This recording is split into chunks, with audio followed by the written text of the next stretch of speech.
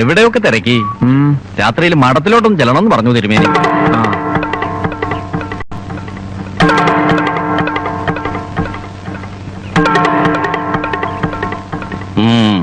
ശരിയപ്പോ എന്നാ ഞാൻ പോട്ടെ. എനിക്ക് ഇയാളെ അത്രയ്ക്ക് അങ്ങോട്ട് പിടിക്കുന്നില്ല. ഇയാളെ അല്ല, ഈ തടിയന്റെ തലവനാ തിരുമേനിയില്ലേ, ഒരു ജാതി ഇളിയും നോട്ടവും ആ താടിയും ശരിയല്ല. തിരുമേനി വിളിക്കണു, തിരുമേനി തീരുമാനിക്കണു, തിരുമേനി കൽപ്പിക്കണു, തിരുമേനി അങ്ങനെ പറയണോ, തിരുമേനി ഇങ്ങനെ പറയണു. ഇത്രയ്ക്ക് അങ്ങോട്ട് പൊക്കി പറയാൻ ആരാ ഇയാള്? 10-60 വർഷം മുമ്പ് തെക്കുനിന്നൊരു നമ്പൂതിരി ഈ മേലേടത്ത് ഗ്രാമത്തിലേക്ക് പുഴ കടന്നു വന്നു. ജ്ഞാനിയായിരുന്നു, തന്ത്രിയായിരുന്നു. മറ്റുള്ളവർക്ക് വേണ്ടി 3 കാലങ്ങളുടെയും കളം അദ്ദേഹം കൃത്യമായി വരച്ചു. പക്ഷേ സ്വന്തം ജീവിതത്തിന്റെ കളം വരച്ചപ്പോൾ മാത്രം തെറ്റിപ്പോയി. ആളെ മനസ്സിലായി കാണും. മേലേടത്ത് ഭഗവതിയുടെ പഴയ ശാന്തിക്കാരൻ നമ്പൂതിരി, എന്റെ അച്ഛൻ. എന്റെ അച്ഛൻ പറഞ്ഞു കേട്ടിട്ടുള്ളത് അങ്ങനെയല്ലല്ലോ.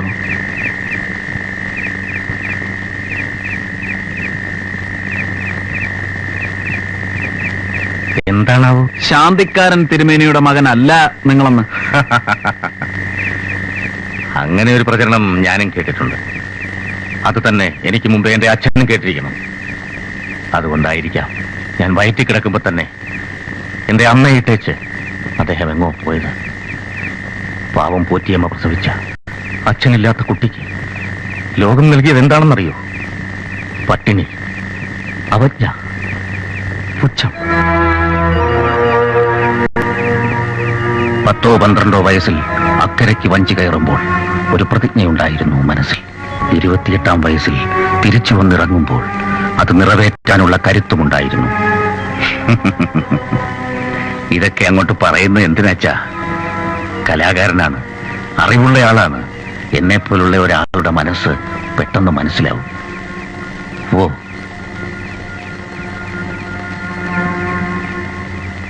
നൃത്തക്കാരിയുടെ പേരും പറഞ്ഞ് നിങ്ങളുടെ ആളുകൾ എന്നെ തല്ലാൻ വന്ന രാത്രി തന്നെ വ്യക്തമായി നിങ്ങളെ ഞാൻ മനസ്സിലാക്കിയിരുന്നു.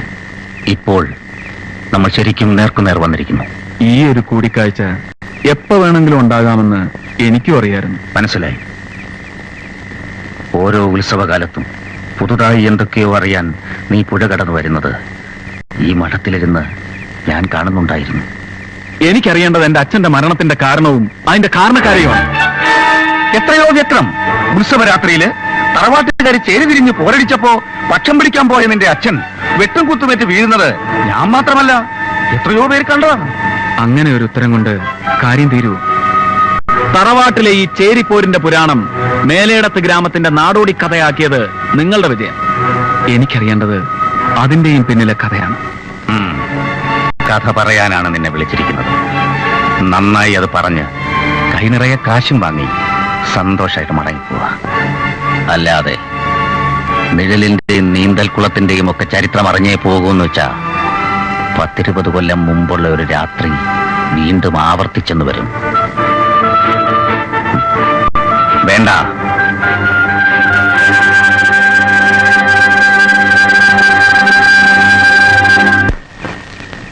ആരുമില്ല ഇവിടെ?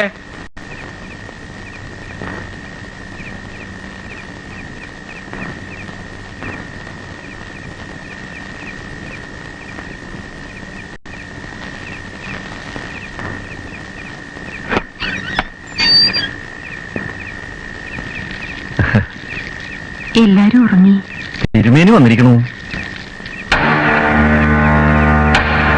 ഉറങ്ങിയവരെ ഉണർത്തണ്ട. അമ്മയാണല്ലേ? കലാകാരി കുട്ടിക്ക് എന്നെ കുറിച്ച് എന്തൊക്കെയോ അറിയണമെന്ന് കേട്ടു. രക്ഷകർത്താക്കൾ ആരെങ്കിലും ഉണ്ടെങ്കിലേ അവൾക്കറിയേണ്ടത് നിങ്ങളിലൂടെ ഒന്ന് അറിയിക്കാമെന്ന് കരുതി വന്നതാ. പകല് എന്നെ പോലൊരാള് ഇവിടെ വന്ന് കേറിയാലേ അതങ്ങോട്ട് ശരിയാവില്ലോ. അവള് കുട്ടിയാണ്. അറിവുകേടുകളും പറഞ്ഞു പോയിട്ടുണ്ടെങ്കിൽ ഇദ്ദേഹം ക്ഷമിക്കുക. ആ കഥാപ്രസംഗക്കാരൻ ചെക്കനുമായിട്ടുള്ള കൂട്ട് അത്ര നല്ലതല്ല. അതവളോട് അവൾ കുട്ടിയാണെന്നല്ലേ പറഞ്ഞത്. കുട്ടിയെ പറഞ്ഞ് മനസ്സിലാക്കണം. അല്ലെങ്കിൽ ചിലപ്പോ ഞാൻ തന്നെ.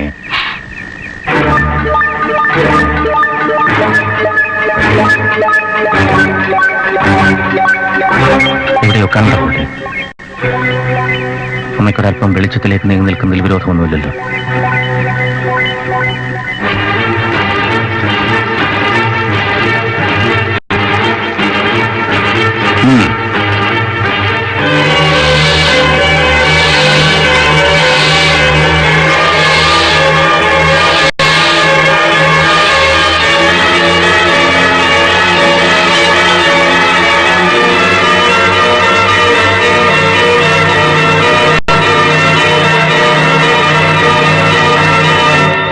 ശരി, പഴയ കത്തിയുടെ മൂർച്ച ഓർമ്മയുണ്ടല്ലോ.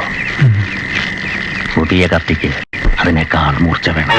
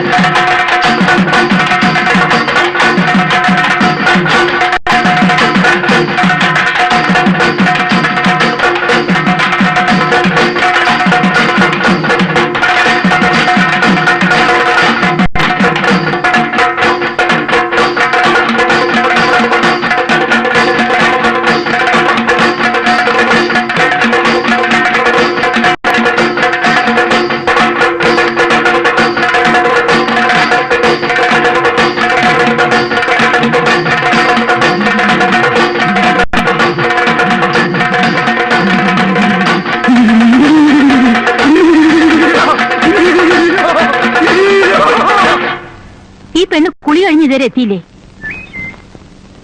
ഒന്നിങ്ങോട്ട് വെക്ക, ഒന്നങ്ങോട്ട്.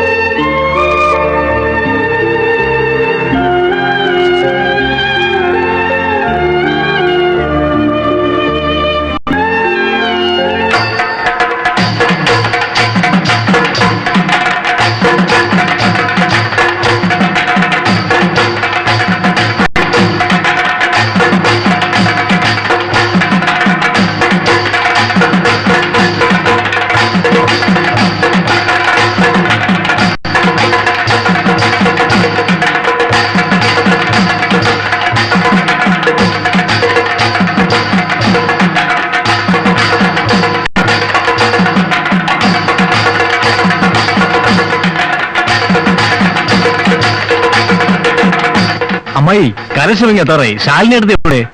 ഈ പെണ്ണ് ശാലിനി, ശാലിനി.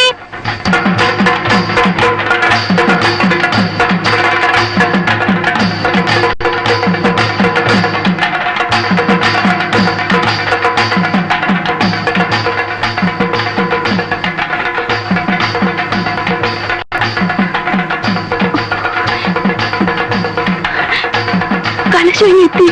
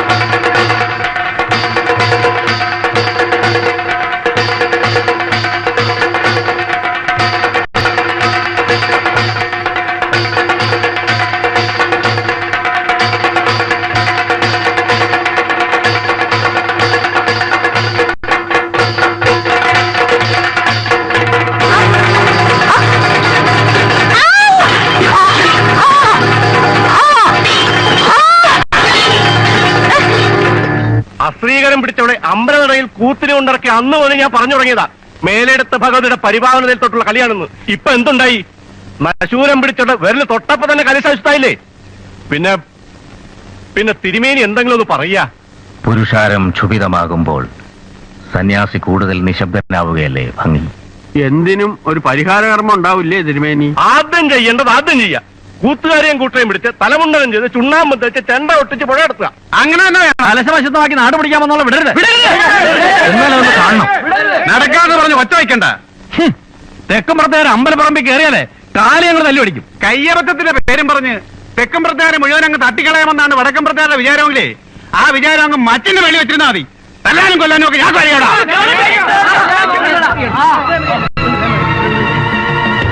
ഗീതയിൽ പറയുന്നുണ്ട്, ക്രോധാത് ഭവതി സമ്മോഹ. ക്രോധം നിമിത്തം കാര്യാകാര്യ വിവേകമില്ലായ്മ എന്ന സമ്മോഹം സംഭവിക്കുന്നു. ഇവിടെയും അത് തന്നെ സംഭവിച്ചിരിക്കുന്നു. അമ്മേ ഭഗവതി, എനിക്കൊന്നും പറയാൻ കഴിയുന്നില്ലല്ലോ.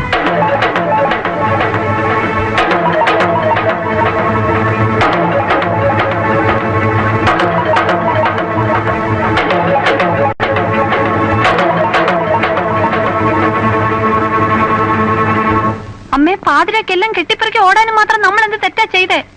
കലശം വീണന് വേറെന്തെങ്കിലും കാരണം ഉണ്ടാവും. എന്റെ ഇന്നൊരു പിഴയും പറ്റിയിട്ടില്ല, ഉറപ്പാ. മോളെ, വാദിച്ച് നിൽക്കേണ്ട സമയമല്ലത്. ആളുകൾ ഭ്രാന്തളകി നിൽക്കുക. അവരെ കൈ കിട്ടിയ കുഞ്ഞിനെ നമ്മൾ ആരും ബാക്കിണ്ടാവില്ല. ഭ്രാന്ത് ആളുകൾക്കല്ലേ, ദേവി നമ്മളെ രക്ഷിക്കും. ഞാൻ എന്താ ചെയ്യേണ്ട ഭഗവതി? പേടിയുള്ളവർക്ക് പോകാം, നിൽക്കുന്നവർക്ക് നിൽക്കാം. എന്തായാലും ജയദേവൻ സാറല്ലാതെ ഞാനില്ല. നമ്മൾ ആണുങ്ങൾക്ക് മുങ്ങാം. അതുപോലാണോ പ്രഭയുടെ അമ്മയുടെ സ്ഥിതി? ആൾക്കാർ വെട്ടുകത്തിയും വടിവാളുമായിട്ട് നിൽക്കുകയാണ്. എന്ത് സംഭവിക്കാം? എന്തായാലും പോക്കരത്തിനും കാണിക്കുന്നവരെ പിടിച്ച് 4 പിടഞ്ഞാൻ പടയ്ക്കും. പിന്നെ എന്നെ വേണമെങ്കിൽ തല്ലിക്കൊന്നോട്ടെ. DKP സാറിന്റെ പരിപാടി എന്താ? എന്തായാലും 10-12 ദിവസം അവിടെ നിന്നതല്ലേ ജയദേവൻ സാറിന്റെ ചോറ് തിന്നുകൊണ്ട്. അങ്ങനെ അങ്ങോട്ട് ഓടാൻ പോകുന്നില്ല. പിന്നെ വിധി പോലെ വരട്ടെ. എനിക്കിത് മുമ്പേ അറിയാം. നമ്മുടെ ട്രൂപ്പിലെ അംഗങ്ങൾ എല്ലാവരും ഹീറോമാരായി ഒരു സൂപ്പർ സ്റ്റാർ ഫിലിം പോലെ കാര്യങ്ങളൊന്ന് ഭവിക്കുമെന്ന്. വെടിയെങ്കിൽ വെടി, വടിയെങ്കിൽ വടി, എന്തിന് ഏതിന് മനോജ് കുമാർ റെഡി. നിങ്ങൾ ആരെങ്കിലും എന്നോടൊപ്പം നിൽക്കാൻ തയ്യാറാണോ?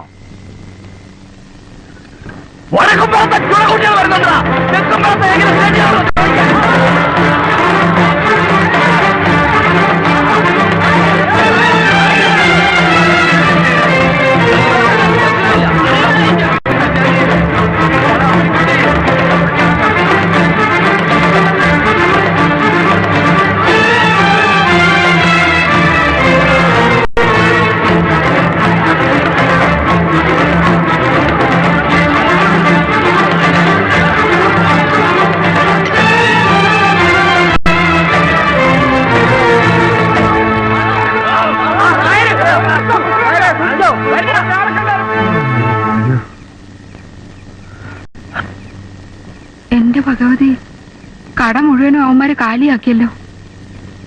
എടി കല്യാണി, ഇവിടെ ഇപ്പൊ അടിയും വെട്ടും കുത്തൊക്കെ നടക്കുന്ന തോന്നണേ. പക്ഷെ പകലായിരുന്നു വല്ല മരക്കൊമ്പിലും കയറിയിരുന്ന് കാണാമായിരുന്നു. തല പോകണ്ടെങ്കിൽ വല്ല കാളവണ്ടിയും പിടിച്ചോണ്ട് വന്ന് സാധനങ്ങളൊക്കെ കെട്ടിപ്പിറക്കി വല്ല വിധനെ അക്കരെ കടക്കാൻ നോക്കണ്ട മനുഷ്യനെ. ഇന്നെ പോലീസ് വരുമോ? ഇങ്ങനെ കൊണ്ട് ഞാൻ തോറ്റു. പണ്ട് ഇതുപോലൊരു ഉത്സവത്തിന് ഇവന്മാര് തമ്മിൽ തല്ലിയതും നമ്മൾ രണ്ടുപേരും പേടിച്ച് ചാമ്പക്കൂനെ കയറി കിടന്നതൊക്കെ അങ്ങ് മറന്നോ?